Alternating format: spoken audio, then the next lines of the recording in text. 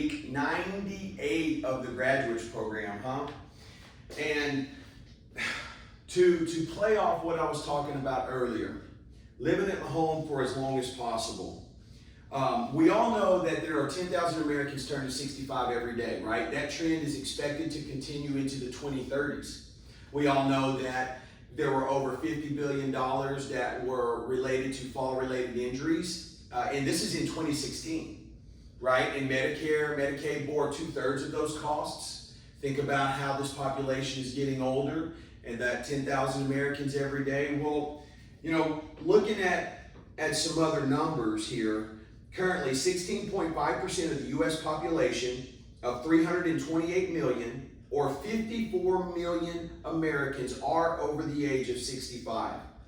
By 2030, that number will rise to 74 million. It's a lot. The number of people over the age of 85 who generally need the most care is growing even faster, okay? So there was some recent legislation that was looking to be passed that was going to help pay and help fund the in-home healthcare system and the CCRCs, the continuing care retirement centers.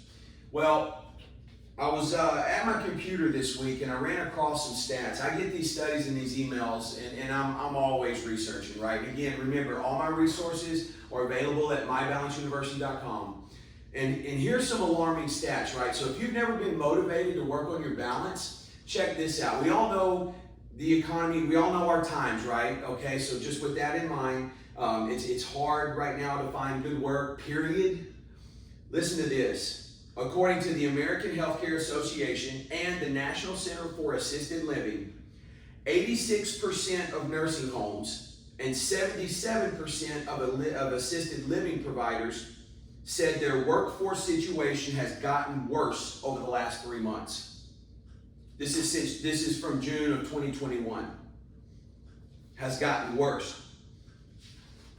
Nearly every nursing home, 99%, and assisted living community, 96%, in the U.S. is facing a staff shortage. Nearly every nursing home and assisted living community is asking staff to work overtime or extra shifts. 58% of nursing homes are limiting new admissions due to staffing shortages. We're not done. Nearly every nursing home and assisted living provider is having a difficult time hiring new staff, with nearly 7 out of 10 saying they are having a very difficult time. So it's difficult to very difficult. That's 7 out of 10. More than 7 out of 10 long-term care facilities said a lack of qualified candidates and unemployment benefits have been the biggest obstacles in hiring new staff.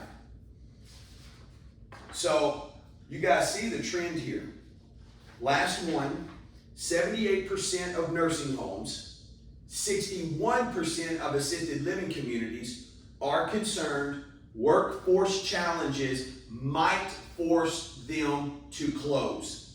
78% of nursing homes, 61% of assisted living facilities, right, have workforce concerns that they think may force them to close their doors. Our population is growing exponentially. I've read research that tells us that 85 and older population is the fastest growing population in our country right now. So when it comes to preserving ourselves, when it comes to working on your balance, there has never been a better time than now. All right? So let's do this. Let's go ahead and we'll hop up and we'll do our assessments and we'll get cranking. Very good.